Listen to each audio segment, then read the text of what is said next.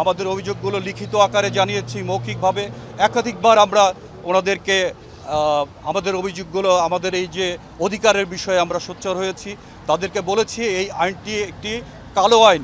এই স্বাধীন দেশে স্বাধীন নাগরিক হিসেবে আমরা যে কোনো ব্যবসা পরিচালনা করতে পারি, কিন্তু ক্যাবেল অপারেটরদের জন্য এই বৈষম্য কেন?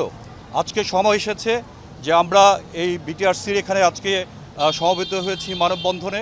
আমরা আপনাদের মাধ্যমে সরকারের কাছে অনতিবিলম্বে এই 7-এর যে 6 ধারাটি আছে এটা বাতিল চাই। বিগত দিনে বৈষম্যের শিকার হয়েছি, বিভিন্ন কালো আইন করে আইনের মাধ্যমে আমার সকল প্রকার সক্ষমতা এবং আমার অবকাঠামো তৈরি থাকা সত্ত্বেও আমাদেরকে বিটিআরসি থেকে আইএসপি লাইসেন্স দেওয়ার ব্যাপারে বিধিনিষেধ জারি করা হয়েছে এবং আমরা যারা লাইসেন্স নিয়ে ব্যবসা করছি তাদেরকেও যেন আমরা ব্যবসা করতে না পারি সেই ব্যাপারে বিভিন্ন সময়ে আমাদেরকে জরিমানা করা হয়েছে, আমাদের ব্যবসা বন্ধ করে দেওয়া হয়েছে।